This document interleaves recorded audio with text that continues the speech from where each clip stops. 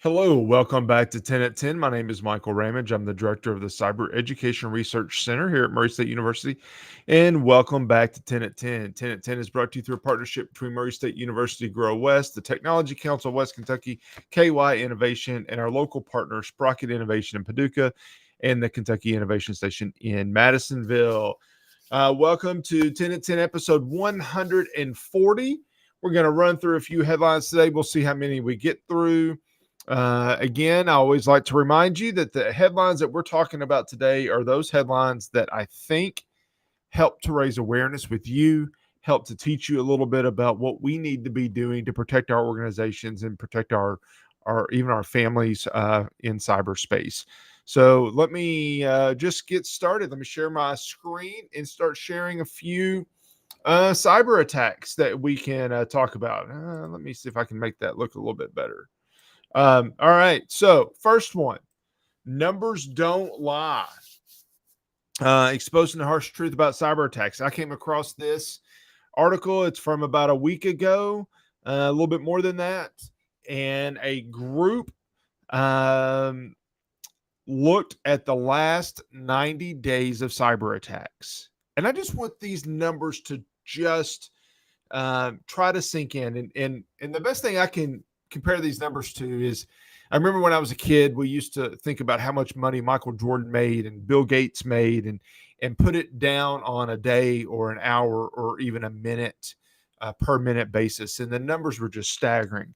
Well, over the last 90 days, the threat research and intelligence team at BlackBerry, yes, BlackBerry, identified 1,578,000 separate malware-based attacks.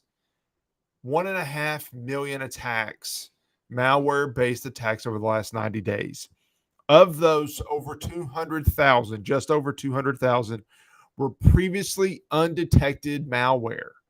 So it's 200,000 pieces of malware that we didn't have a signature for that they noted in their research.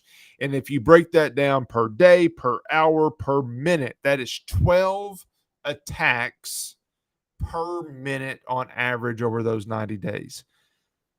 That's looking at all the data. That's not 12 per company per minute, but this is just the data that they had access to. The point of that is there's a lot of attacks happening. It is happening all the time on a regular basis, and the number's not decreasing. And frankly, I don't know that it will decrease anytime soon. All right. On the flip side, over the last month or so, you've heard me talking about how healthcare is becoming an increasing target for attackers. This article talks about what healthcare leaders are doing in response. First of all, it said this article is from a couple days ago. 78% of healthcare professionals surveyed had reported having at least one cybersecurity incident that they reported. With 60% of those having a moderate or substantial impact on care delivery and 30% having sensitive data impacted. Now, that time period is in the last year. So, again, I think I've shared this type of statistic before. 78% in the last year have reported a cyber attack, and 60% of those having a moderate or substantial impact on care delivery. I could sit here and list a lot of healthcare providers, hospitals, names that you know that have been the victim of attacks, and many of those, just like reported, were certainly an impact.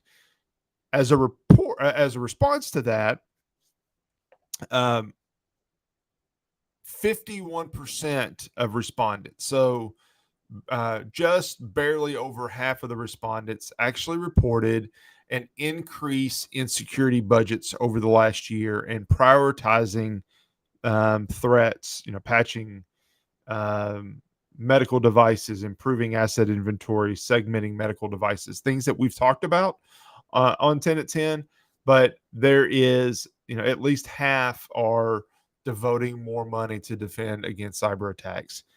My hope is that if we went back and looked at that in 6 more months, then that number would be even greater than 50%. It would be closer to 100%, or maybe it's not there, but there's a substantial number there.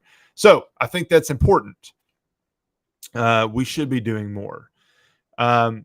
This one I thought was interesting because you've got to have cyber insurance now. If you don't have cyber insurance, then you're leaving your company at large, substantial risk. And so you're filling out the 10, the 15 page form. And when they're calculating their, the rates for you, what are they looking at? And this article goes through several things. It starts with the application. It looks at, have you done a risk assessment? What security controls do you have? And have you done a security control assessment? It looks at underwriting, its policy, insurance, and its ongoing monitoring and reporting. When you're looking at building out your framework, you've got to do a risk assessment. You got to start with a risk assessment. You've got to have security controls. You have to know what security controls you don't have that you need. And frankly, you have to have a way to identify that you have a problem. If you don't have ongoing monitoring, if you don't have ongoing reporting, then how do you actually know that you have been the victim or not? You've got to find a way to make sure that you know that. All right, let me move on. I could go into that, and actually, I might even do a whole segment, whole 10 at 10 on that in the future. State Department is currently working on a new comprehensive cyber strategy. And I only want to point this out because I think it was last week we talked about AI a little bit more. And that is causing our State Department to reassess its cyber strategy, in the sense that there is a fight, there is a battle for AI, artificial intelligence dominance across the globe. Who's going to control AI? I truly believe that whatever country can exert its leadership in AI, there's going to be a lot of power that country has in the coming years and decades. We're a leader right now in that. We just are. It's my hope that we stay there. And I think the State Department is going to be circulating something relating to that to make sure that we do stay there. All right. Another one, and this is an important one. And if you're not listening to anything else I've said today, make sure you listen to this. SEC cyber rules go into effect, raising the stakes for CFOs. So what does all that mean? First of all, that sounds scary. This article from CFO Dive, actually, it raises the risk of other C-level executives as well. But this one, because of their audience, particularly, is talking about CFOs.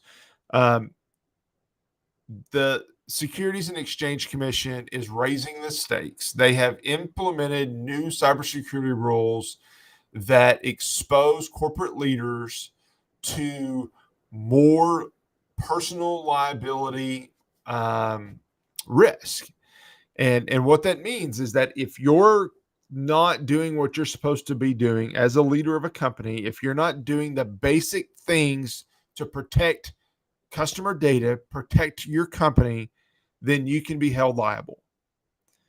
Among the things that it's requiring you to do is to do those basic controls. It's also requiring that you report material cybersecurity incidents to the SEC within 4 days of determining that such a breach occurred. Within 4 days. That is a really quick turnaround, and one that in the past we have not had that quick of a disclosure.